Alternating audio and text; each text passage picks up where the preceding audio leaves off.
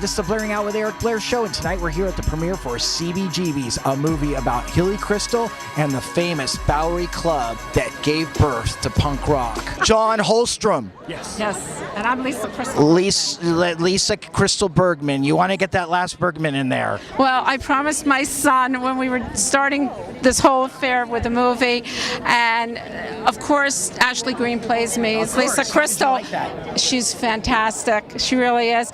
But then they were talking about the credits, and so my daughter, who likes her anonymity, said, "No, you have to have it as co-producer as Lisa Kristal."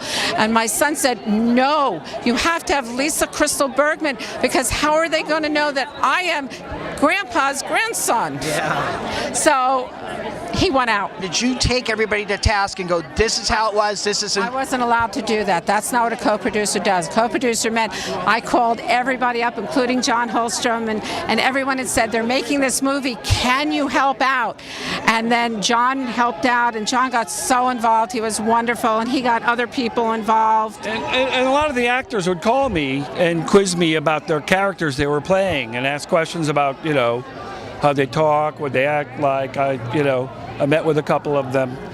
All the people here involved were very concerned with getting it right. Yeah. I mean, Alan and I spoke. He calls on the phone, and this is Alan Rickman. I play your father in this very low, deep voice. And I was like, okay, I was prepared for it, but I wasn't prepared for it. He studied my dad. I sent him so much information and video and everything, but he did more on his own, and he really became who my father was, and not just embodying my father as the voice or the mannerisms, but how he thought, the type of person he was.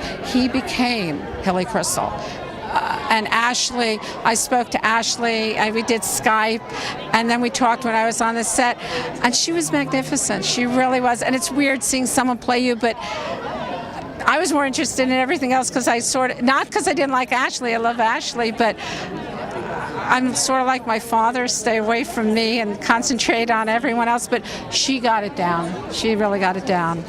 John, what was it that possessed you to create the magazine, Punk? I was a music fanatic. And when I saw the Ramones at CBGB's in 1975, they're wearing the sneakers I used to wear and blue jeans. They dressed like I dressed. And the songs were funny and fast. It was everything I was looking for in a rock band. And I was lucky enough to find a friend who had put up the money to bring out a few issues. And right off the bat, it took off. The rock and roll world loved us. And we were just encouraged to do more and more and more. See, Dad wouldn't let Top 40 be played there. You had to play the original music. No. That's what's going around. What's going around. Dad was a singer, a songwriter, musician. He sang at Radio City. He wrote his own songs from the time I was a little girl. And so it wasn't just paying ASCAP dues. It was doing something different. And all these musicians were coming in with their own music. And he knew it would eventually get to ASCAP, so it wasn't really ASCAP. It was having the originality, giving them a chance to do what he couldn't do. And if he had Top 40 come in, it would take away from that uniqueness that he wanted there. And that's the basic reason. So the rumor about ASCAP, sure, it helped, but it wasn't the reason for having the original music.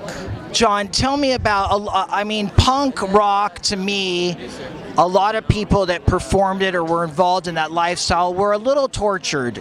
Do you believe that? I don't think everybody was tortured. There were, of course, a few tortured souls there. But I do think rock and roll people tend to be outsiders. Okay. Whether it's punk or mainstream rock and roll.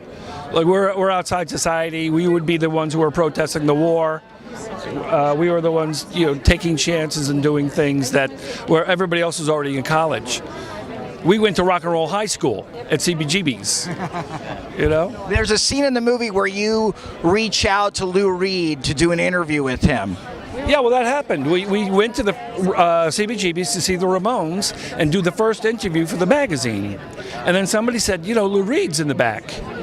And we're like, wow, do you think we could talk to him? And Lou was wonderful. He gave us all this time, and people are like, "Oh, he's so mean to you," and I'm like, "Are you kidding? He's giving the performance of his life here." And that interview put the magazine on the map. So I always owe a great debt of gratitude to Lou. How do you think the whole interviewing rock stars thing has changed over the years as far as access and them telling the truth about what's really going on in their lives? I don't really know, because the magazine, rock magazine thing's not happening anymore. But I think, like, kids go to college now to become a journalist. I had never interviewed anybody before in my life, and I was put in the ring with Lou Reed, the heavyweight champion of interviews. So I don't think people take chances. I don't think they think about doing something that's not formulaic. Did you ever see Bowie at the club? Yes. Okay. Did you talk to him? No, we let him be. The deal was down at CBGB. Anyone could come down. They could hang out, listen to the music. The customers, the bands, the staff, nobody bothered them. They were allowed to just be themselves and enjoy the music. And Lisa, essentially, you had to take over your father's financial. Basically, it's me. It's a combination, two of us. And I'm more the personal relationship part of Lisa Kristal, whereas there was, when I went back to college, Susanna Ryan, who was manager of a band, a friend of my dad's, took over. And while I tried at 21 to say, "Dad, this is how you balance a checkbook, and we have to really pay this or do that," Susanna's the one who did all that organizational work. So it's a combination of the two of us, but it was more personal to have me and have a relationship between Dad and I, and we were very close, and I loved my dad dearly. But think of this way, you're in your 40s and your 21-year-old daughter is telling you how you should run your business.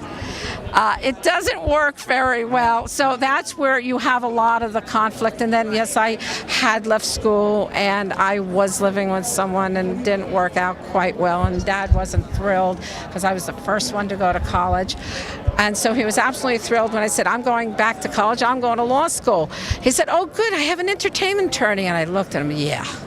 Now, John, the funny thing that I think about Hilly's personality, and Lisa, you can chime in on this too, is that the way he lived his life was actually a lot like the punk rockers that were performing in his, in CBGB. That's from his father, and that's from his great-grandfather. My great-grandfather came over from Russia, and he settled up in Massachusetts in Chelsea. Free-thinking individual. He was Orthodox Jewish, but my grandfather came over later. He was 17, 18, and an intellectual, and became a not chicken farmer, but he raised baby pullets. But he did things his way.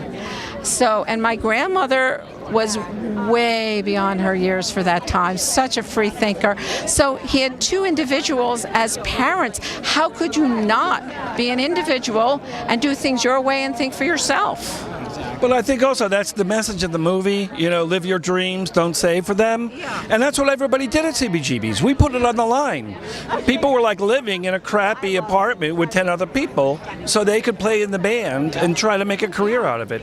We all started the magazine in a storefront, and we were all living in the storefront together, and everything went into the magazine. David in a loft. Blondie lived in a loft. Blondie all lived together in a loft a few blocks down from CBGB's, and the Ramones were right next door.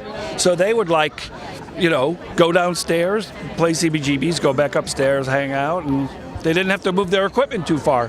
It's a time that we'll never see again. I agree. Congratulations on the movie.